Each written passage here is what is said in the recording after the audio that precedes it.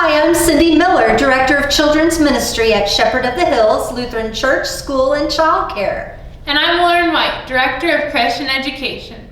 Thanks for joining us on our Bible exploration this year as we learn more about God's love through the Bible. This next couple of weeks, we're going to be studying slime. Slime in the Bible? Yep, we're going to talk all about it. So thanks for joining us and enjoy.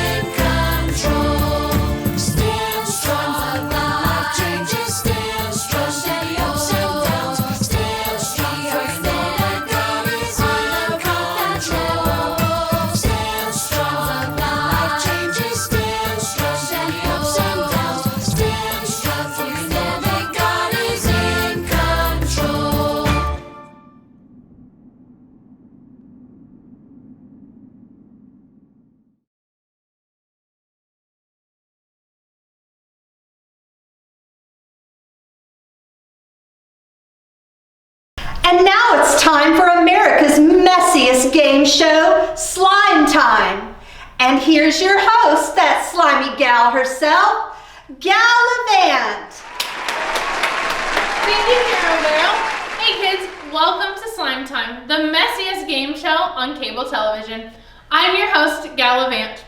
On this show, we give people the opportunity to win thousands of dollars in fabulous prizes. But if the game doesn't go well, look out, you could get slimed. Let's get the fun rolling. Carol, tell us who our first contestant is. Our first contestant is Dennis Bryson. Oh, wow, I can't believe it. I'm on Slime Time. Welcome to the show, Dennis. Oh, thanks, Gal. Oh, hi to you too, Carol Barrow. Hi, Dennis. Dennis, the name of the game this week is called Sudden Slime. We're going to keep asking you questions until you get one wrong. For every question you get right, you win prizes and money. As soon as you get one wrong, though, you get slimed and the game is over. You have the bowl of slime ready? I do, Carol. Awesome. Bring it on, Gal. Okay.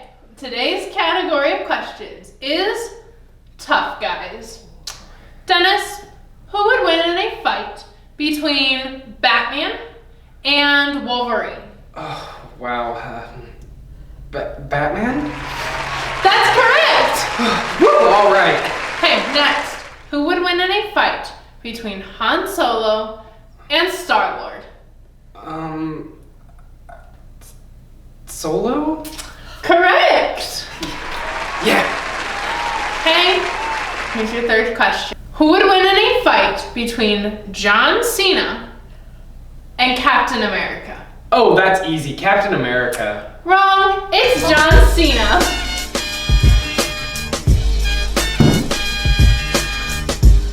Oh no! What did I do?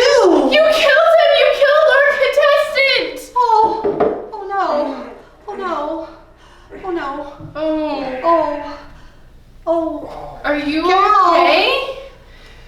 Oh, my head hurts. Correction, Carol. You concussed our contestant. I thought I was gonna get slimed. What was that, a rock? Oh, you know what?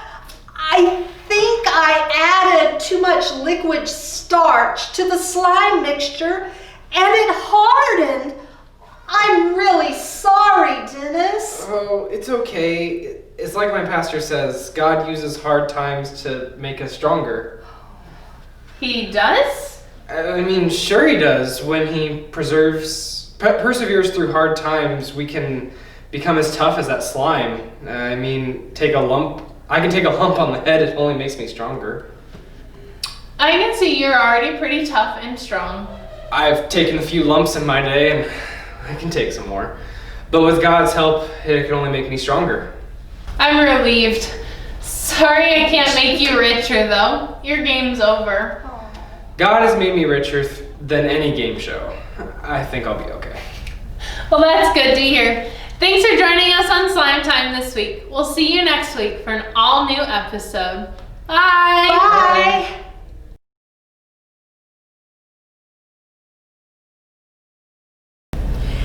In your Explorer's box, you will find a container of slime labeled Week 6. When you find this one, go ahead and get it out. This week's slime looks really cool. I'm going to also show you that you can make slime on your own at home with some help from Mom and Dad. Slime isn't a solid or a liquid. It's sticky and gooey and it spreads everywhere. That's what makes it so much fun. Slime squishes in your hands and it wiggles on the counter and it's nearly impossible to contain. I made my own slime today. It is slimy and goopy. But look what happens if I add a little bit of liquid starch to this homemade slime.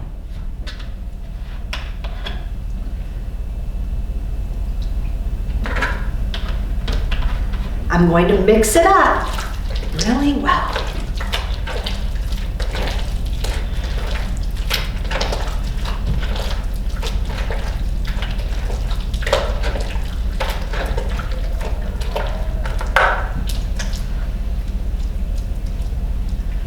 Look what happened. It's not gooey and sticky anymore. It's hard. It's tough. It's almost solid. Slime is fun when it's gooey, but God doesn't want gooey believers. He wants us to be strong. He wants us to have a solid faith. When we persevere through trials, God can give us that strength.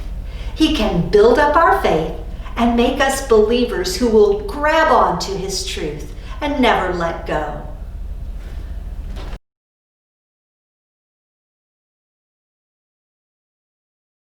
How many of you have made your own slime at home, either before or after we started this series?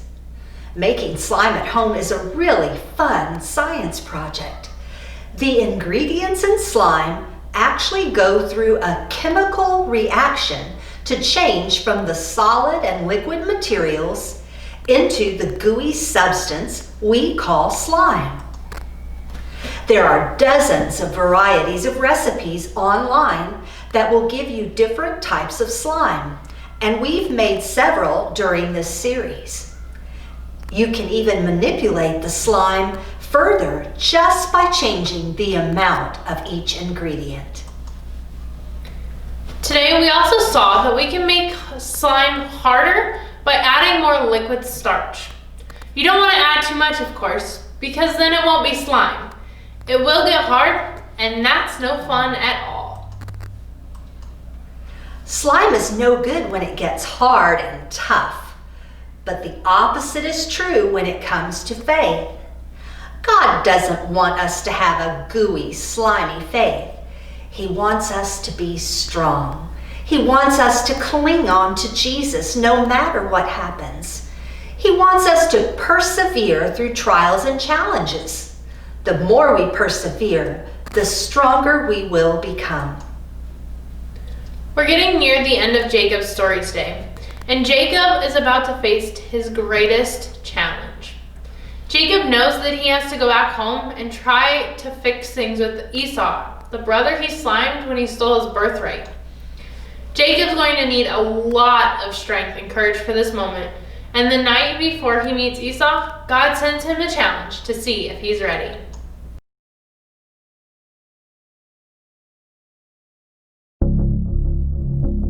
After Jacob stole his brother's inheritance, he was scared.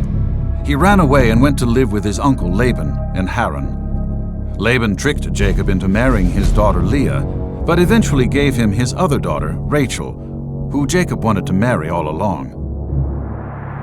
Jacob got richer, and his family got larger. As time came for Jacob to leave his uncle's land, he took all his family and belongings and started to travel. Jacob's travels took him close to the land of his brother Esau. Though it had been years since he had seen Esau, he was still very afraid. Jacob sent his servants ahead to let his brother know he was coming in peace. Esau came with 400 men, and that terrified Jacob. Jacob prepared some gifts to send ahead to his brother. He also asked Leah and her children to go ahead while he followed. Jacob was still very scared and decided to spend the night alone while he was preparing and waiting to meet his brother Esau. That night, as he was alone, Jacob saw a figure emerge from the dark. His fears gripped him. Could this be Esau? Was Esau now trying to murder him in this lonely wilderness in the dark of night? Jacob was not going to let himself be harmed, so he decided to go on the attack. He rushed toward the man, knocking him to the ground. He was determined to find out who this man was. He would wrestle this man as if his life depended upon it. The fight began. It was an even match, and they wrestled for hours. Neither man could defeat the other. As the fight wore on, Jacob realized that he was not fighting with Esau. In fact, he wasn't sure who this stranger was, but he knew that this wasn't an ordinary man. The light began to break, and the stranger asked Jacob to let him go, but Jacob refused and wanted to know the stranger's name. Finally, to end the fight, the stranger simply touched Jacob's hip socket. Immediately, Jacob felt his leg weaken as his hip shifted out of joint. Even though he tried to wrestle, he knew that he couldn't win. "Now, let me go," the man said to Jacob. "It's morning." But Jacob knew that this was no ordinary man. This was a messenger of God. In spite of his pain, Jacob had a hold of him. "I won't let you go unless you bless me," Jacob said. "What is your name?" the man asked. "Jacob." Then the man blessed him. "Your name is now Israel. You have fought with God and men, and you were victorious." Something very special had just happened to Jacob. The sun rose gently in the sky as Jacob returned to see his family and face Esau. Jacob was a changed man. He walked with a limp, but he had a new name, a new identity. God had given Jacob a promise, and he would keep it. Can you imagine picking a fight with a messenger from God, or even God himself? I don't know how this wrestling match got started, but it's clear Jacob was not about to give up or lose.